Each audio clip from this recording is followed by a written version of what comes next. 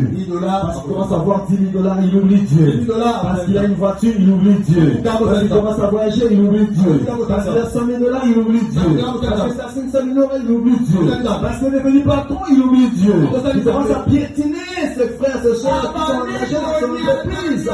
Parce qu'il a de l'argent. La Bible déclare, cet homme, il devenait riche, s'enrichissant de plus en plus.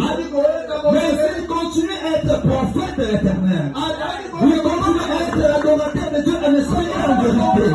Il continue à servir son Dieu. Il continue à élever les très hauts.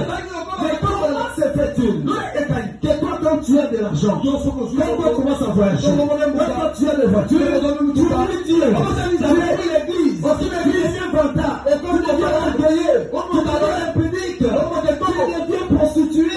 Ou bien tu deviens adultère. Tu multiplies les femmes et les victoires inutiles. C'est ça le malheur des hommes. Mais Dieu ici dit, je vais vous bénir. Je vais vous combler.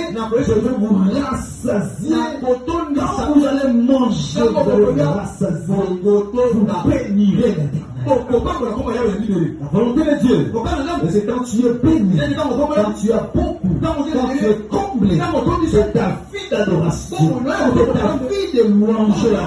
Plus s'élever encore, ta vie d'adorateur, en esprit et en vérité, ta vie de reconnaissance, de louangère, plus s'élever encore et encore et encore.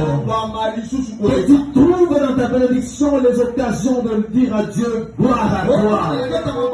Que tu trouves dans la bénédiction les occasions de louer, de bénir le Seigneur. Si tu as béni Dieu dans la pauvreté, combien plus tu le béniras dans l'abondance.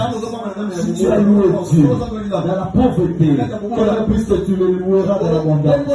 Si tu es persévérant dans la pauvreté, mais tu dois savoir, il y a beaucoup de gens aussi qui fuient le Seigneur, qui abandonnent Jésus, qui quittent l'église parce qu'ils sont dans la pauvreté. Ils quittent là où Dieu les a placés parce qu'ils sont à la recherche du monde, à la recherche des richesses de ce monde. Mais si tu as persévéré avec Dieu jusqu'à ce temps-ci, et quand Dieu va te bénir, continue encore avec le Seigneur. Ici Dieu parle de double bénédiction.